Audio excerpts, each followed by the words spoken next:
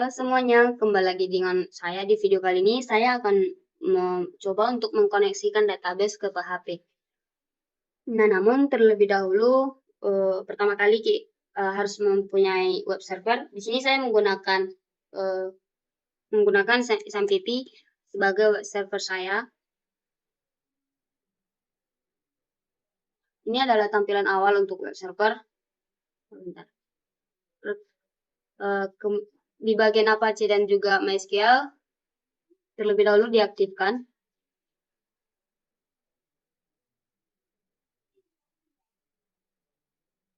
Oke, ini sudah aktif. Lalu kita buka php-admin-nya.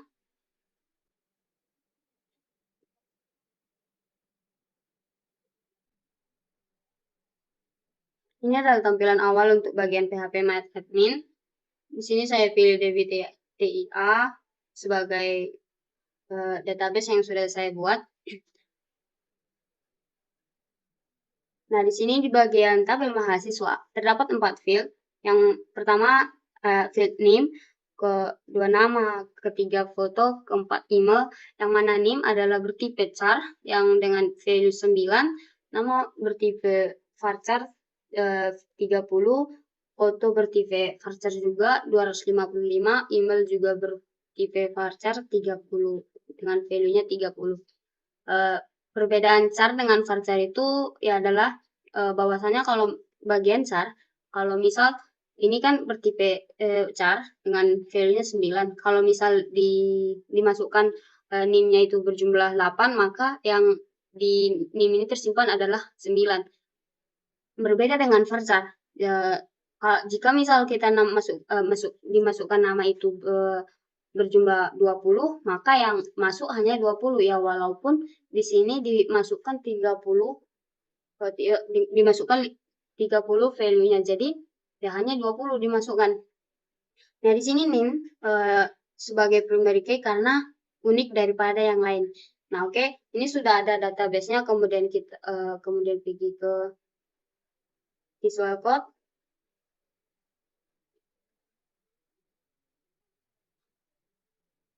Nah, untuk penyimpanan file PHP itu perlu diperhatikan. Tidak boleh sembarangan menyimpan file PHP di directory manapun. Di sini saya menyimpan file PHP saya di local disk D, kemudian SAMPP, kemudian htdocs. Nah, di sini adalah file penyimpanan PHP saya di pemrograman web. Oke. Di file PHP saya terdapat ada index PHP, kemudian login PHP, kemudian login 2 PHP. Yang pertama itu login PHP.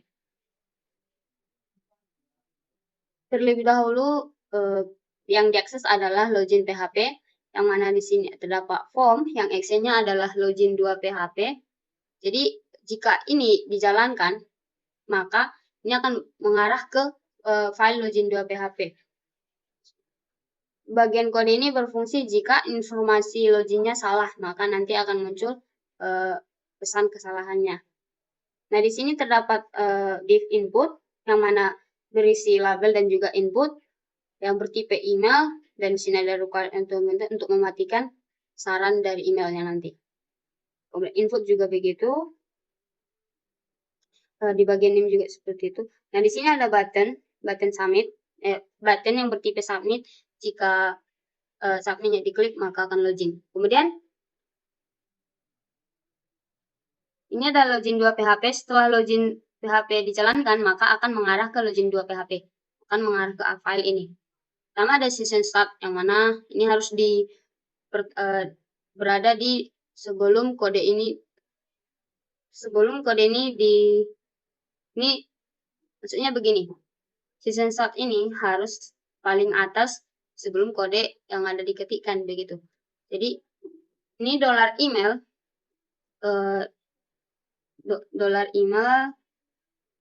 kemudian $get yang ada adalah email. Email ini adalah dari sini, dari ini, yang name ini. Kemudian ditangkap oleh variabel $get. $get itu berfungsi untuk ngambil variabel dari form tadi. Begitu juga dengan di bagian name-nya yang disimpan oleh password maksudnya. Kemudian ini adalah bagian query, yang mana query-nya adalah select. Oh, ini harusnya bintang ya. Oke, set dulu. Select bintang from tabel mahasiswa where email dari variabel $email disimpan di $SQL. Ini maksudnya tabel mahasiswa. Oke. Kemudian uji koneksi ke database. Untuk mengkoneksikan PHP maksudnya untuk mengkoneksikan database ke PHP itu menggunakan MySQL Connect, yang mana urutan penulisannya adalah nama localhost, kemudian nama user. Di sini default karena saya tidak mengubahnya. Jadi di sini root, di sini juga, ini adalah nama maksudnya password.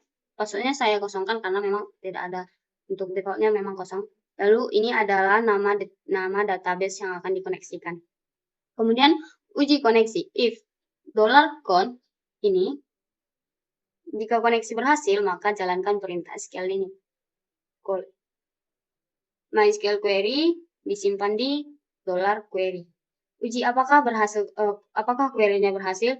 If MySQL num rows $query lebih besar dari 0, jika ini maksudnya ditemukan email. Kemudian jalankan kode bagian program ini. Nah, jika tidak ditemukan, maka dia akan mengarah ke lokasi login PHP, maka akan kembali ke sini. Oke?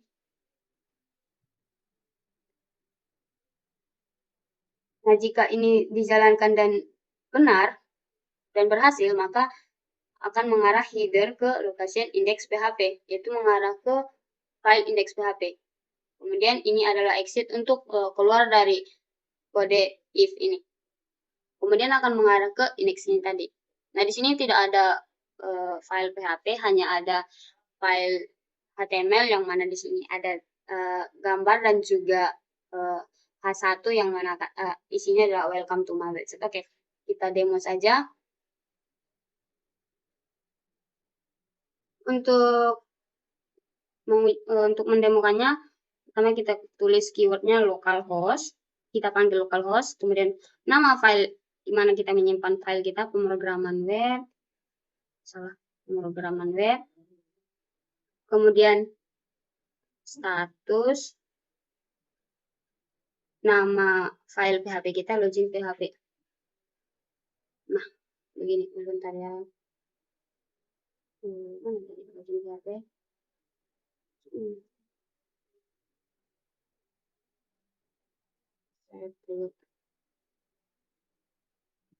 Oke. Email di bagian tabel mahasiswa, gmail.com, dewi@gmail.com. Di sini email yang dimasukkan adalah email yang sudah terdaftar di database. Jadi NIM berapa tadi? Oke, fokus saja.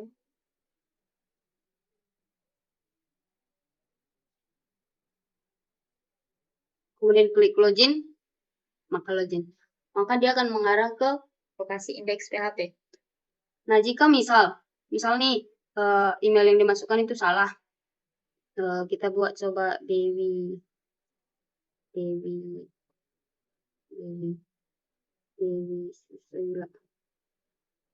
Susi gitu misalnya, maka akan muncul data login tidak dikenal yang dari sini.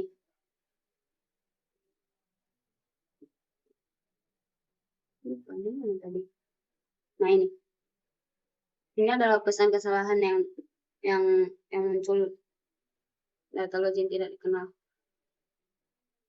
Oke, sekian dari video saya. Terima kasih.